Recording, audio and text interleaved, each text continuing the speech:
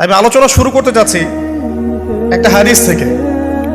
একদিন রাসূলুল্লাহ সাল্লাল্লাহু আলাইহি ওয়াসাল্লাম মসজিদের পাশ দিয়ে হেঁটে যাচ্ছেন, মসজিদে নববীর পাশ দিয়ে।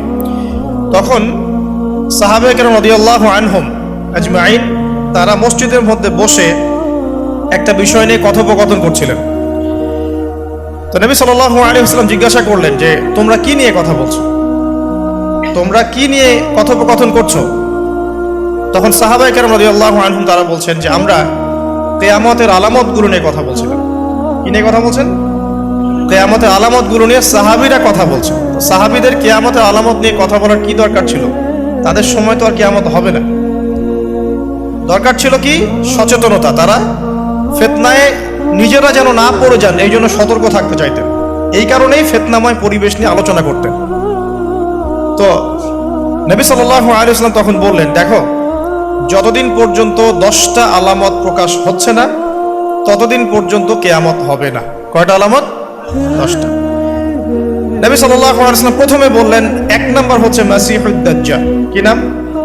মাসিহুদ দাজ্জাল। 2 নাম্বার হচ্ছে ইয়াজুজ এবং মাজুজ। এর আদম সন্তান পৃথিবীতে বের হবে এবং পুরো পৃথিবীটা ম্যাসাকার করে ছেড়ে দিবে।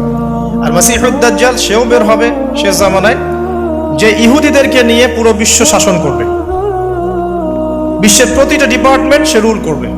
এবং দাজ্জালের চেয়ে ভয়ঙ্কর কোনো ফিতনা এই পৃথিবীতে আসে নাই, আসবেও না। প্রত্যেক নবী তার কওমকে দাজ্জাল সম্পর্কে সতর্ক করেছিলেন, এমনকি নূহ আলাইহিস সালাম পর্যন্ত তার উম্মতকে দাজ্জালের ফিতনা সম্পর্কে সতর্ক করেছিলেন।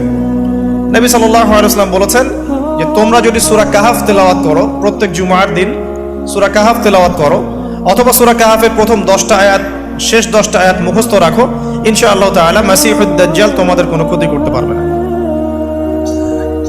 1 মাসিহুদ দাজ্জাল, 2 ইয়াজুজ আর মাজুজ, 3 হচ্ছে ঈসা ইবনে মারইয়াম। ঈসা ইবনে মারইয়াম যতক্ষণ পর্যন্ত না আসছেন, পৃথিবীতে আবার ইউটার্ন না করছেন এবং তার হাতে মাসিহুদ দাজ্জাল নিহত না হচ্ছে, কিয়ামত হবে না।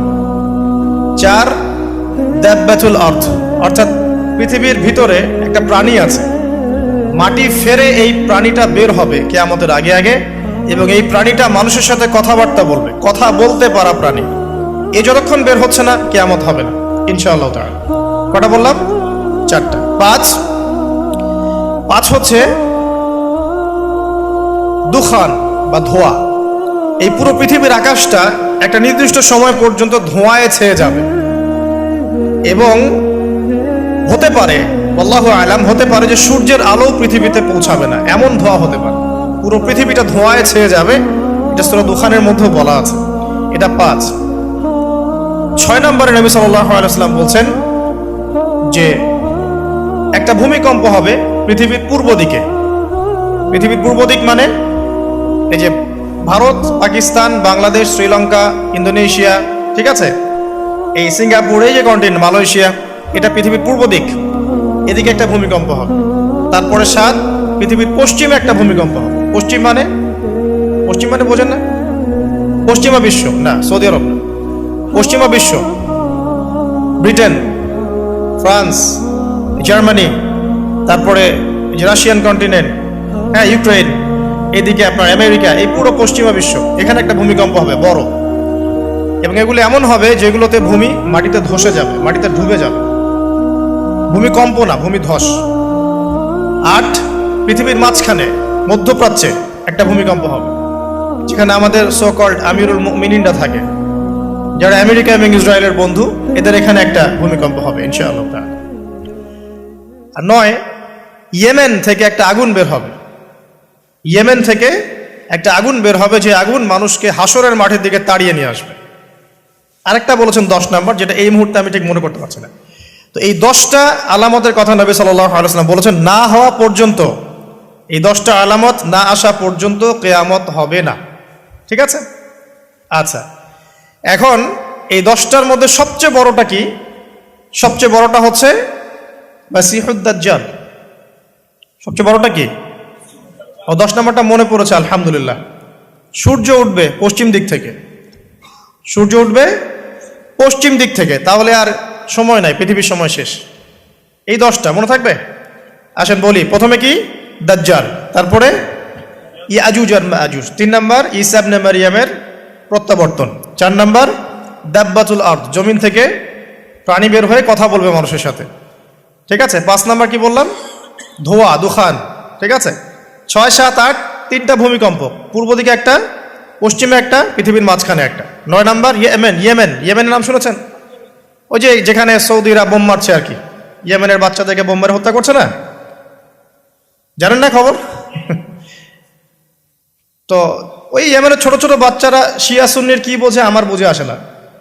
ওই ছোট ছোট বাচ্চাগুলো শিয়া সুন্নির কি বোঝে আমার বুঝে আসে না। আমেরিকার টাকা খেয়ে এরা ঠিকই বোম মারছে কেন? আর এই বোমগুলো তো এরা তৈরি করতে পারে না, আমেরিকার কাছ থেকে কিনে নেয়। তো ওই ইয়েমেন থেকে আগুন বের হবে, সেই আগুন মানুষকে হাসরের মাঠের দিকে তাড়িয়ে নিয়ে আসবে, এবং 10 যেটা বললাম সূর্য উঠবে পশ্চিম দিক থেকে, তখন তওবার দরজা বন্ধ হয়ে যাবে, তওবা আর করেও লাভ হবে না। 2টা সময় তওবা করে লাভ নাই। একটা হচ্ছে মৌতের যন্ত্রণা শুরু হয়ে গেলে, মৃত্যুর যন্ত্রণা শুরু হয়ে গেলে আগে পা থেকে শুরু হয়ে আস্তে আস্তে গলার দিকে আসে। হাদিসে যেমনটা এসেছে, সূরা ওয়াকিয়ার মধ্যেও আছে যে পায়ের দিক থেকে যন্ত্রণা শুরু হয়ে আস্তে আস্তে আস্তে আস্তে এই গলার দিকে আসে, এবং আত্মাটা গলার এখানে যখন চলে আসে, এখান থেকে মালাকুল মউত আত্মাটাকে নিয়ে চলে যাবে, এবং চোখ দিয়ে তাকিয়ে থাকে মানুষ। রুহটা চলে গেলে মানুষ চোখ দিয়ে তাকিয়ে থাকে, দেখবেন এই কারণে মৃত ব্যক্তি তাকিয়ে থাকে, চোখ খোলা থাকে। এবং তখন আসমান থেকে সিঁড়ি নামিয়ে দেওয়া হয়, ওই সিঁড়িতে করে আত্মা চলে যাচ্ছে, ও তাকিয়ে দেখে যে আত্মা চলে যাচ্ছে। এবং মানুষ মারা যাওয়ার পরে চোখ জীবিত থাকে অনেকক্ষণ। মেডিকেল সায়েন্স যারা পড়েছে তাদেরকে জিজ্ঞাসা করবেন, মানুষ ডেড হয়ে গেলেও চোখ দেখবেন আরো কয়েক ঘন্টা, হয়তো আরো নির্দিষ্ট একটা সময় পর্যন্ত চোখটা কিন্তু জীবিত থাকে। এই জন্যে চোখ বন্ধ করে দিতে হয়। যাই হোক, তো যেটা বলছিলাম যে মৌতের যন্ত্রণা শুরু হয়ে গেলে তওবা করে লাভ নাই, তওবার দরজা বন্ধ। আর পশ্চিম দিক থেকে সূর্য উঠে গেলে তওবা করে লাভ নাই, তওবার দরজা বন্ধ।